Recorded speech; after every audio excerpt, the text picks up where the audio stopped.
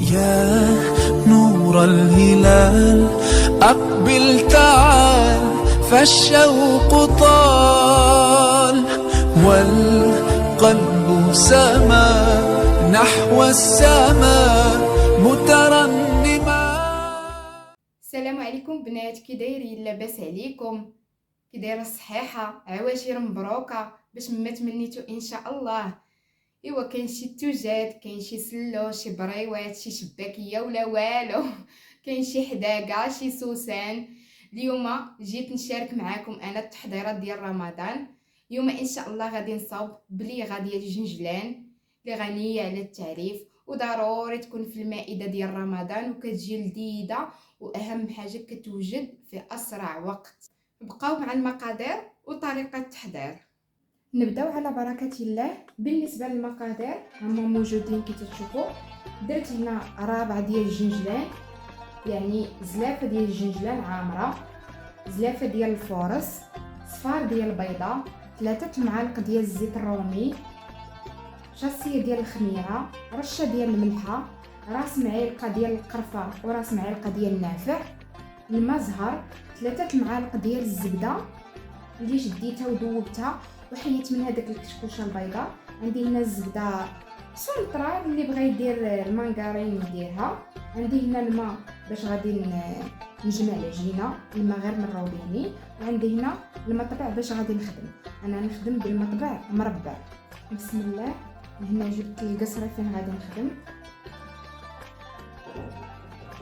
اول حاجه غادي نبدا بها هي الجنجلان، راه ديجا مغسول ومنقي. وبالنسبه للتحمار ما تحمروش بزاف، غير تقريبا بحال غير تسخنوه، حيتاش مازال غادي يتقلى في الزيت، غادي يزيد يتحمر. ولا كان محمر بزاف غادي ملي يتقلي وغادي يعطيكم يتحرق ويعطيكم المروره. ايوا ثاني حاجه غادي نكملو هي الفارس. نبداو بالنواشف كاملين نديروها هي الاولى. هنا غادي ندير القرفه والنافع،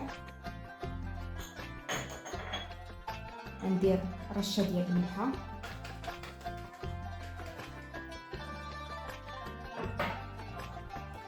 وغادي ندير خمار. نحرك هادشي، نحرك غير بايديا.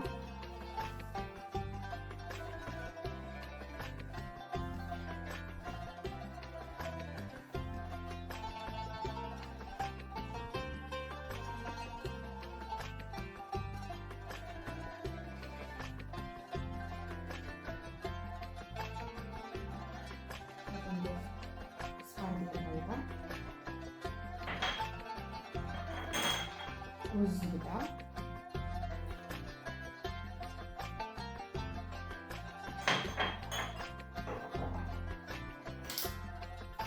ندير واحد الملعقه باش نبدا 3 معالق ديال الزيت.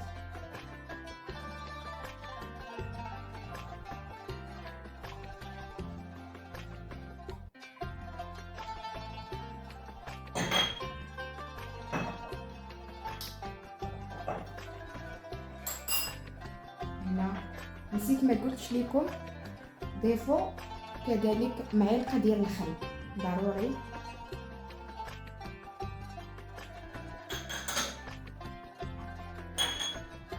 وغادي ندير واحد المعلقه ديال الزهر، الا بغيتو ديرو كتر ديرو. انا نكتفي غير بالملحه ونخلط هذا الشيء ونبدا نعجن بالماء، نجمع بالماء. صراحه كتجي ساهله وكتجي لذيذه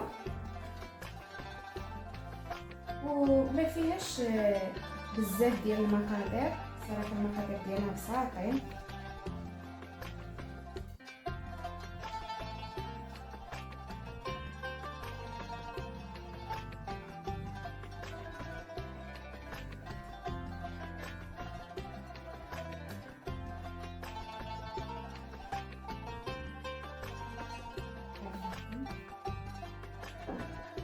ونبدا نجمع.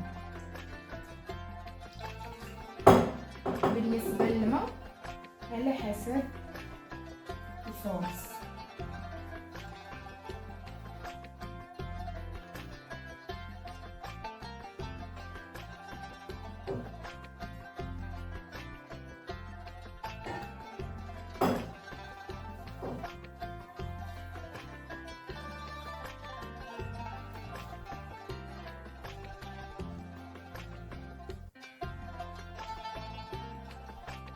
وكذلك واحد النصيحه، ما تدلكوهاش، غير جمعوها بالاصابع بحال هكا، حيتاش ملي كتدلكوها كيتقلص الحجم ديالها وكتقساه، ما كتبقاش هشيشه، كتجيكم قاصحه ملي كتقلى كتقساه.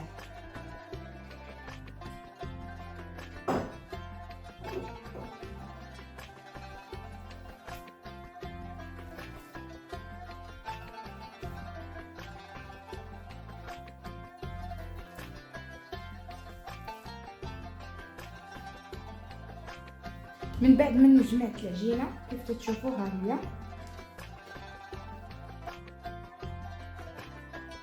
ما كتجيش جاريه وما كتجيش قاصحه. غادي ناخذ واحد الكلاسيكه ونديرها فيها ونخليها تقريبا واحد ربع ساعه ترتاح ليا. انا رجعت لكم من بعد ما ارتاحت ليا العجينه. غادي نقسمها على جوج.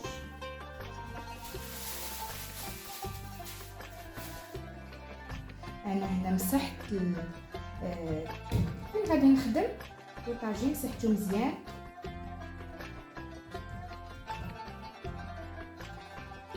غادي ندير شويه ديال الفورص، غير شويه باش ما تلصقش ليا العجينه، وغادي نسرحها بالمدلك.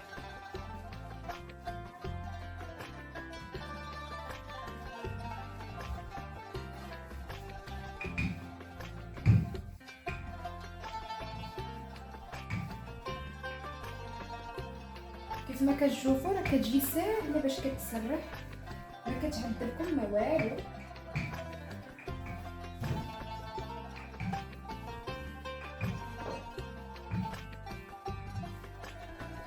نحاولوا ما نرقوهاش بزاف باش ما تحرقش لينا في المقله وما نغلظوهاش. كما كتشوفوا انا كنخدم وكنشوف العبار اللي بغيت بحال هكا تنصلي.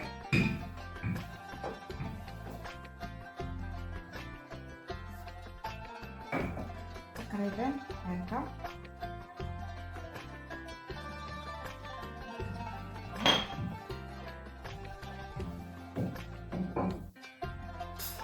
بسم الله. غادي نبدا دابا نضرب. اللي كيبغي يدير الجراره يديرها، انا كنفضل نخدم بالمطبخ باش يجوني كاملين في نفس المقاس.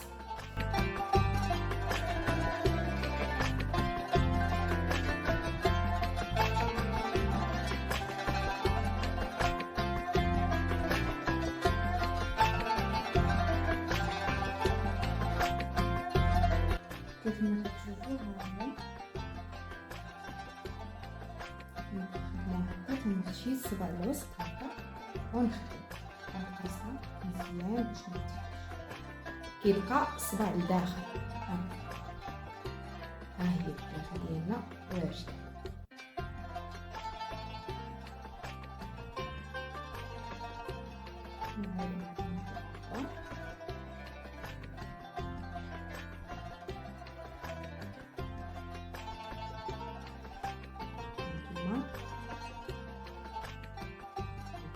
نقص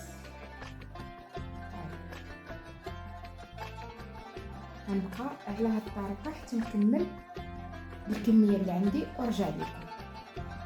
كيف ما كتشوفوا هاني كملت الكميه اللي عندي ديال البليغات، كيجيو ساهلين وكيخرجوا كميه لا باس بها. واللي بغى يذوب المقادير يذوبلها، انا ما ذوبلتش حيتاش غير جوج ديال الناس كافيه الحمد لله. ودايره بزاف ديال الحاجات، دايره بريوات، بوشنيخه، شباكيه، داكشي علاش قلت كل حاجه ندير منها شوي شوي باش بنادم ينوع في المائده ديال رمضان ان شاء الله. بالنسبه لدابا غادي نخليها حتى تنشف مزيان، تقريبا ساعه ساعتين، اطول مده ممكنه. يمكن لكم تصوبوها بالليل وتخلوها تبات حتى الليل وتقليوها. انا هنا دابا نخليها تقريبا واحد 3 سوايع ونقليها باش ما تتحلش وما تنفخش لينا. كيف ما كتشوفوا خليتها حتى نشفت ليا مزيان. دزت هنايا درت الزيت يسخن العسل وجدته هنايا في هاد الطنجره فين غادي نطفيها. نتسناو حتى يسخن لينا مزيان الزيت. نبداو بسم الله.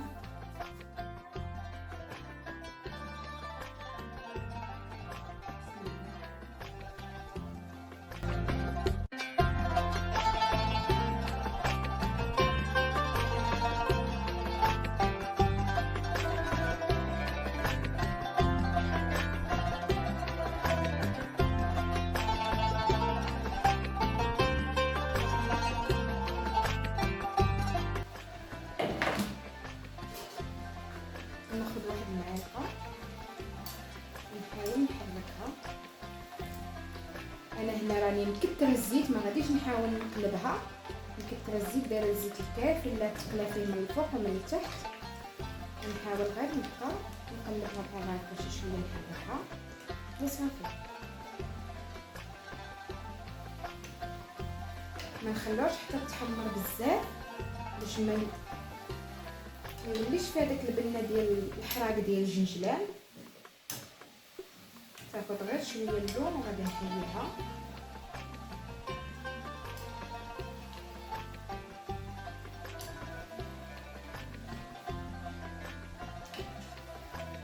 بالنسبه للعسل يكون بارد، ضروري يكون بارد.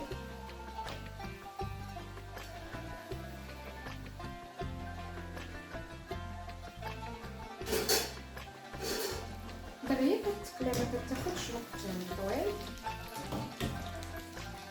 كيف ما قلت لكم هاد البليغه راه سريعه التحضير، دغيا كتوجد، المقادير ديالها بساط وكتجي بنينه.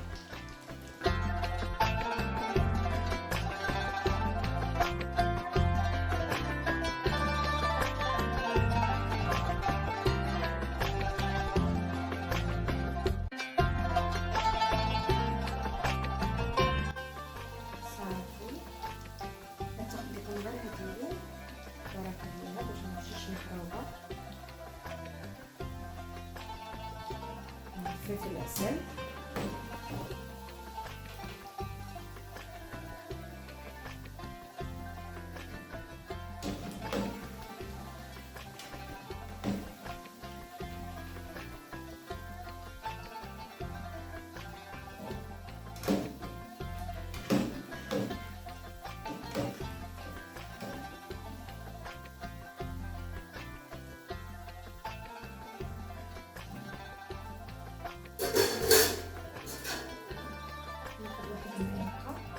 نهبط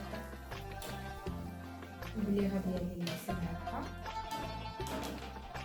ونعاود ندير القليه الثانيه.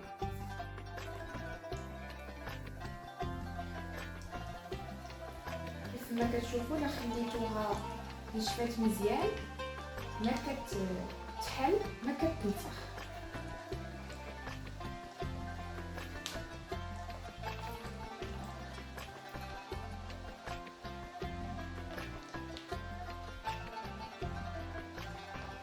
ضروري كتطلع هاد الكشكوشه مع فيها داك الصفار بيضه، ضروري كتطلع الكشكوشه هكا.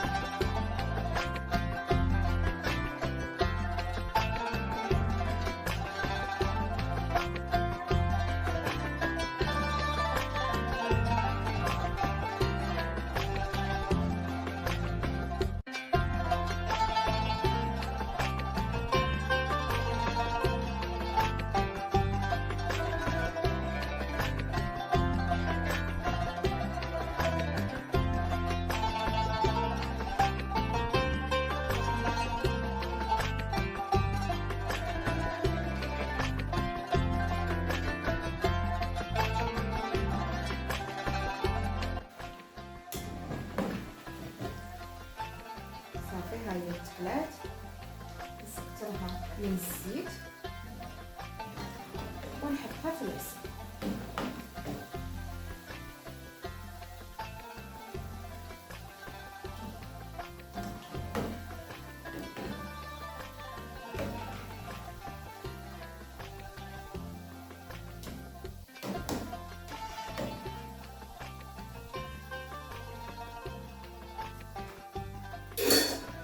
نبقى بهذه الطريقه حتى نكمل الكميه اللي عندي ونتلاقاو في النتيجه النهائيه. كيف ما كتشوفوا سقطت دابا من العسل. بالنسبه للتزيين شديت شويه ديال اللوز، فسختو قليتو ونشفتو من الزيت هو اللي غادي نزيد به. بغيتو تخلوها هكا خلوها حتى هي كتجي المنظر ديالها مزيان. ناخذ لوزه نحطوها هنا ونجيبو الثانيه نحطوها هنا.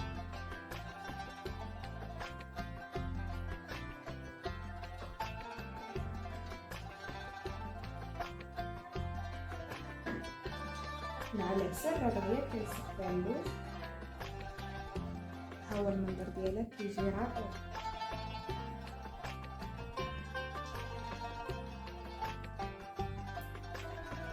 كيف ما قلت لكم هذا غير اختيار، بغيتو ديروه مكانش متوفر عندكم تخلوها غير هكاك، ولا ترشوها بشويه ديال الجنجلان من فوق اولا تخلوها بحال الكاوكاو.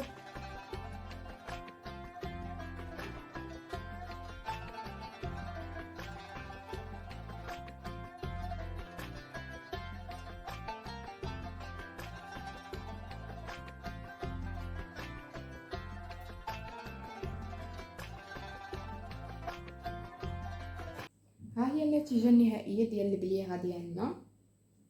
صراحه كيجي المنظر ديالها زوين،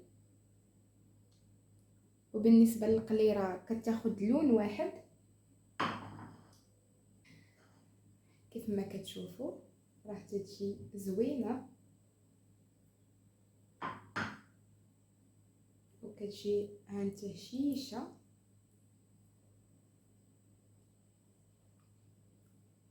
كتجي مقرمله زوينه الصراحه ناكل هذه.